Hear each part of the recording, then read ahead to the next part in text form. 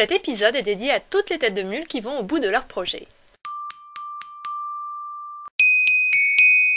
Née en 1921 à New York, Rosalind Sussman est élevée avec son grand frère, Alexander, par Clara, une immigrée allemande, et Simon, originaire du Lower East Side. Les époux Sussman ont rapidement quitté le milieu scolaire et ils vivent dans un milieu modeste, mais cela ne les empêche pas d'encourager leurs enfants à faire des études. Les excellents résultats de Rosalind au lycée Walton et ses fréquentes visites à la bibliothèque avec Alexander font que son destin semble tout tracé. Elle sera institutrice.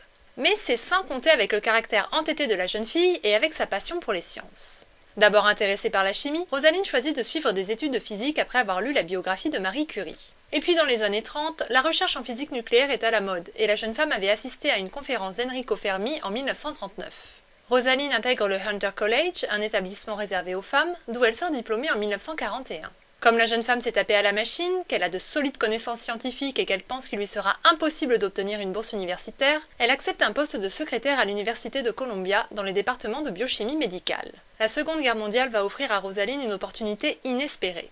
Le départ des jeunes Américains pour le front provoque une baisse conséquente des inscriptions dans l'enseignement supérieur. Pour sauver un de ces départements, l'université de l'Illinois recrute des étudiantes pour grossir les rangs de ses étudiants. Rosalind s'inscrit donc dans un double cursus en physique à New York et à Champaign-Urbana. Le jour de la rentrée, la jeune femme rencontre Aaron Yallo, un étudiant de première année qu'elle épousera en 1943. En 1945, Rosalind obtient son doctorat malgré un A- en travaux pratiques qui avait fait dire au doyen du département des sciences physiques « Les femmes n'ont rien à faire dans un laboratoire ». N'oublions pas que Rosalind a toujours su ce qu'elle voulait et que ce genre de remarque a plus tendance à la motiver qu'à la faire abandonner. Yallo se spécialise dans la recherche en physique nucléaire et dans la manipulation des appareils de mesure. Son doctorat en poche, elle est embauchée dans un laboratoire fédéral en tant qu'assistante et en 1946, elle retourne à Hunter pour enseigner la physique à des vétérans. Par l'intermédiaire de son mari, Rosalind rencontre le docteur Edith Quimby avec qui elle commence à travailler sur l'utilisation des radioisotopes en milieu médical. Ses compétences sont rapidement remarquées et en 1947, Yallo intègre l'hôpital des vétérans du Bronx en tant que consultante tout en continuant à enseigner. En 1950, comme les applications cliniques des radioisotopes semblent de plus en plus prometteuses, Rosalind quitte Hunter et se consacre exclusivement à la recherche médicale. Avec le Dr Berson, elle met au point une technique d'analyse des composés sanguins, notamment pour rechercher des anticorps liés à la résistance à l'insuline d'origine animale de certains diabétiques. Aaron, le mari de Rosalind étant lui-même diabétique, la jeune femme s'intéresse particulièrement à cette maladie. Avec le Dr Berson, elle prouvera ainsi qu'il existe deux types de diabète. Ayant obtenu des résultats significatifs, ils publient les résultats de leur recherche en 1959. Rosalind Yallo est l'inventrice du dosage par radioimmunologie.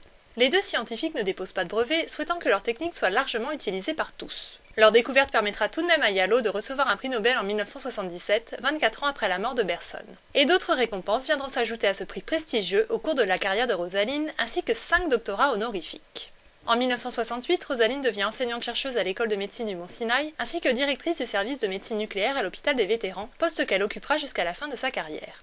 Mais revenons-en à nos éprouvettes. Dès les années 60, les utilisations du dosage par radioimmunologie sont multiples. La technique permet de détecter des anticorps, des enzymes, des hormones ou encore des stéroïdes.